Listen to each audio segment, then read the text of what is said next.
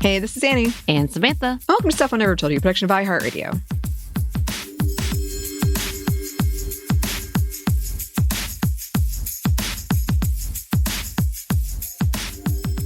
And welcome to another segment of Fictional Women Around the World.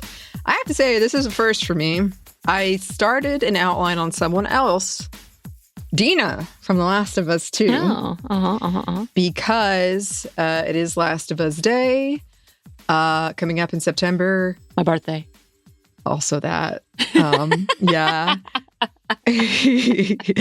But because I can't talk about the end. Yeah. So I can't do it. So this is sort of a one I put together.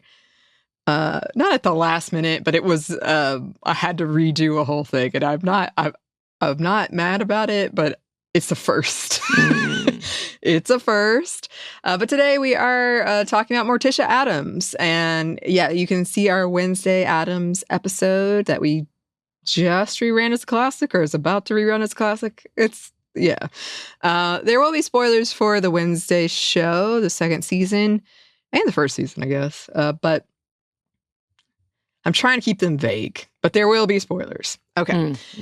All right. So today we are talking about the matriarch of the Addams family, Morticia Addams, born Morticia Frump. Her name is a play on mortician, perhaps, obviously. She was played in live action by Carolyn Jones, Ellie Harvey, Angelica Houston, and currently by Catherine Zeta-Jones in the Netflix show Wednesday. The Addams Family is a fictional family created by Charles Addams. It originated as a comic strip in 1938 and followed the adventures of a creepy, kooky family. They weren't named until the TV show debuted in 1964. It's darkly humorous and very strange and has been brought to live action in movies and TV shows, and a theme song you probably hear every Halloween if you're like me. People loved it, although it did take a minute to really take off. It was a show told from the point of view of the outsiders, so they are normalized, and the, quote, normal people are strange. They're wealthy, supernatural misfits. Allegedly, Addams loosely based Morticia on his first wife, who had the same pale skin and strikingly dark features, and a house in his neighborhood. You can go look up at pictures, and I'm like, yep, I see it. And at the head of the family was Morticia. Morticia married Gomez Addams, and together they had Wednesday and Pugsley, and in some versions, Wednesday Jr., Pugsley Jr., and Pubert. Pubert originally was in the family, but they were worried the censors would stop them, so they took him out. I don't remember a Pubert, so that's news to me. Okay, okay.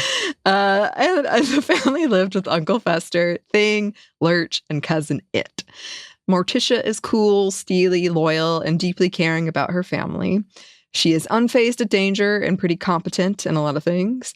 And their children do get up to stuff. And while she is pretty protective, she's also very, let them spread their wings, I guess, their dark wings of torture. She does maintain that her children uphold traditional Addams family values, though. Possibly related, she was very rebellious and rambunctious as a child, and her parents didn't really do anything to stop her. So I don't know. Maybe that impacted her parenting style. I was late to the Addams Family game, but I loved how openly sexual and passionate Morticia and Gomez were together. I thought it was really refreshing. They are often labeled as the first sexually active couple on TV. It's pretty playful and sweet, even if what they're talking about can be kind of gothy, BDSM, dark, which is all cool with consent, but it's generally outside of what is displayed as typical in our mainstream media, especially back then. But they're fun together. Here's a quote from Sci-Fi. Her marriage is absolutely #relationship goals for anyone who wants a healthy long-term relationship because it challenges the stereotype that years of love and kids automatically leads to passive misery. Her guy is passionately in love with her, views her as his equal, supports her endeavors, respects her thoughts, sans mansplaining, and frequently compliments her brains and beauty. Oh, and let's not forget that he's filthy rich. It's a bold, refreshing portrayal of a marriage that was certainly revolutionary then and isn't explored as often as it should be on TV today. But yeah, he's very supportive of her. He's very You've got this. I will be there for you. She is multi-talented. She can speak multiple languages, play multiple instruments, and is an excellent fencer. In the new show, she's also what is called a dove, or a type of supernatural spellcaster and psychic. We'll get more into that later. She's also a big fan of carnivorous plants. But yeah, in the show Wednesday, she is a former student of Nevermore Academy, where her children are now attending. It's a gothy magic school where all kinds of things go wrong, but she's very fond of it. She has these great memories of it and also horrible memories of it. But she joins the school board at first to be close to Wednesday out of concern, despite their fraught relationship. It was really interesting because she was kind of like, maybe I shouldn't join because Wednesday clearly wants space. But then she was so worried about Wednesday, she joined anyway. She met Gomez at the school and the two fell in love. She was pretty successful at school, a member of the Nightshade Society and a captain of the fencing team. She also keeps a lot of secrets, largely out of a sometimes misguided attempt to protect the ones she loves. A lot of the show does revolve around Wednesday and Morticia's similarities and differences and their conflicts. They're both good at fencing, both psychics. So Wednesday is a raven, which is the dark version, the dark visions, and Morticia is a dove, which is the positive version. Wednesday resents her mother's secrets and what she views as her overbearing nature. And to be fair, so far, both seasons do come back to a secret Morticia has kept. In the first season, it's revealed that she was being harassed and stalked by Garrett Gates, whose murder Wednesday was trying to solve. Garrett and Gomez fought, and Morticia stepped in, accidentally stabbing Garrett with a sword. It later turns out that she didn't accidentally kill him, but I digress. You're going to have to watch it if you want to learn more. In season 2, Wednesday resents her mother's warnings about her powers and her attempts to keep things from her. To be fair to Morticia, Wednesday is taking a lot of risks. She's like bleeding from the eyes and nose from these powers and contacting family members that Morticia doesn't have the best experience with, including her mom. Also, to be fair, now that I know more about her mom, I'm like, yeah.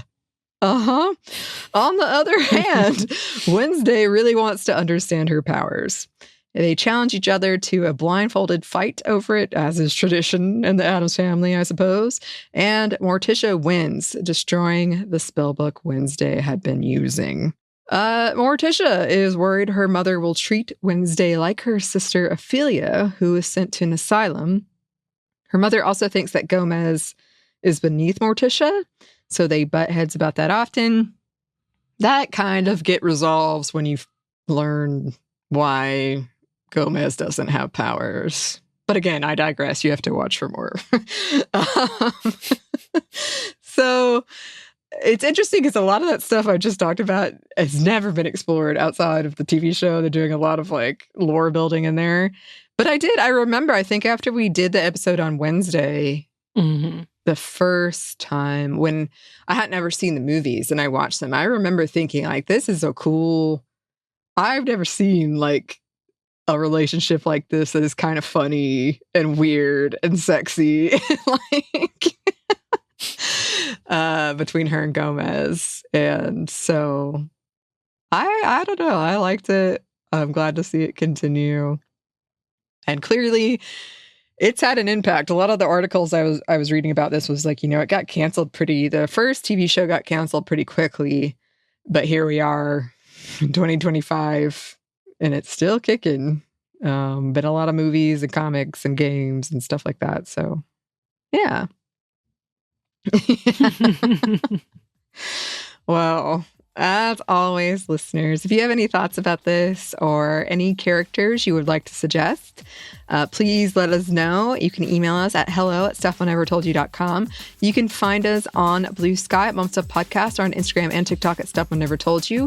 We're also on YouTube, and we have new merchandise at Cotton Bureau, and we have a book you can get wherever you get your books. Thanks as always to our super producer Christina, our executive producer Maya, and a contributor Joey. Thank you. And thanks to you for listening. Stuff Never Told You is production by iHeartRadio. For more podcasts from iHeartRadio, you can check out the iHeartRadio app, Apple Podcasts, or wherever you listen to your favorite shows.